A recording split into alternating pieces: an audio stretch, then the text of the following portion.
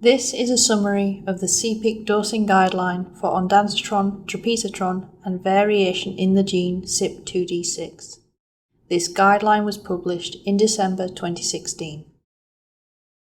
Due to the low plasma concentrations of Ondansetron or Tropisetron in CYP2D6 ultra-rapid metabolizers, these drugs are likely to have a reduced efficacy in these patients. The guideline therefore recommends the use of an alternative antiemetic in patients who are CYP2D6 ultra-rapid metabolizers. These images are adapted from the pharm-GKB pathways for Ondansetron and Tropisetron. Links to the original pathways are provided in the description below this video. Ondansetron and Tropisetron are metabolized in the liver into less active metabolites. This metabolism is carried out by a number of enzymes, including CYP2D6. In CYP2D6 ultra-rapid metabolizers, the metabolism of both Ondansetron and Tropisetron is increased. This increases the levels of less active metabolites and causes low trough concentrations of Ondansetron and Tropisetron. This is associated with a reduced clinical response to Ondansetron or Tropisetron. There are over 150 different CYP2D6 alleles, which are designated as star alleles. Each star allele can be assigned an activity value based on its activity level compared to the star 1 allele.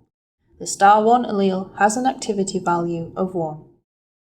This table gives the activity values of some CYP2D6 star alleles. It is based on table S1 found in the supplementary information for this guideline. A link to the supplementary information for this guideline is given in the description below this video. It is strongly recommended that you consult the full table S1 as it gives further examples of alleles with their activity values, as well as extensive footnotes and caveats that should be considered. Be aware that some CYP2D6 alleles have an unknown functional status and should be interpreted with caution on a genetic test. In addition, an important caveat for all genotyping tests is that any alleles which are not detected in the assay are designated as star 1. This can include rare increased function, reduced function, and non-functional alleles which are not routinely screened for in some genotyping tests. It is also important to note that patients can carry multiple copies of CYP2D6. Reports in the scientific literature have described cases where up to 13 copies of CYP2D6 were present in the patient's genome. Alleles which are present in multiple copies are given the suffix xn, where n is the number of copies of that allele that are present in the genome.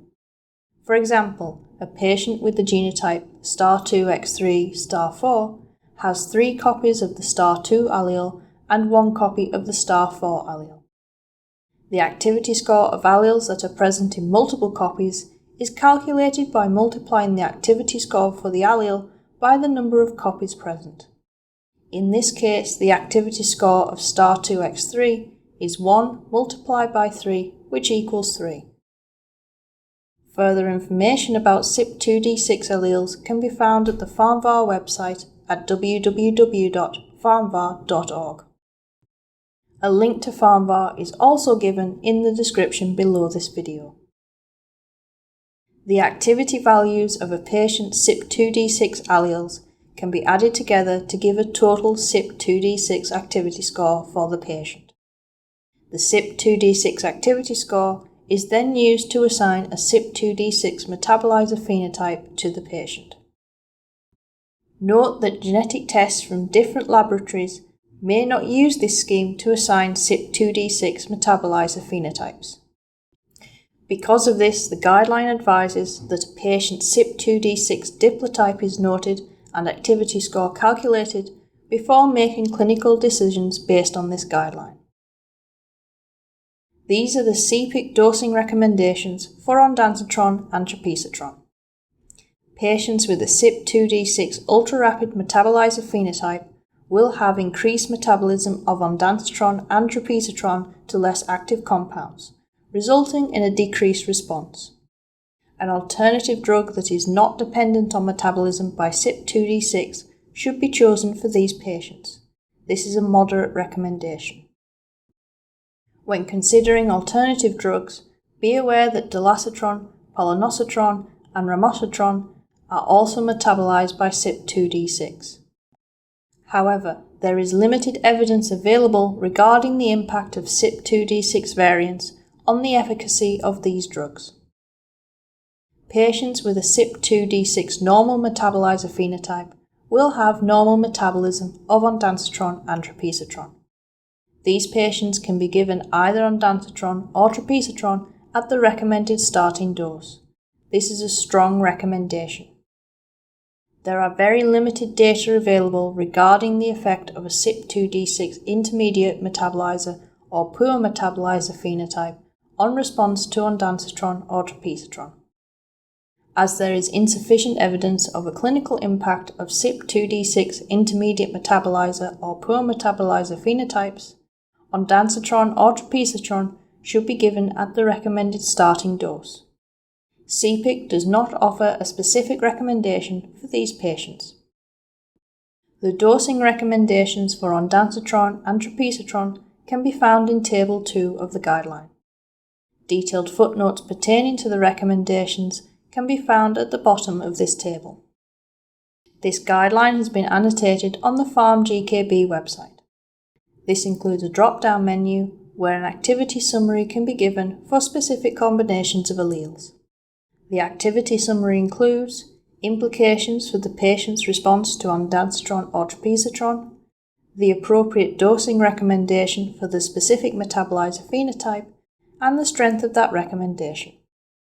Remember that variation in other genes, in addition to demographic and clinical factors, including concomitant medications, can affect treatment.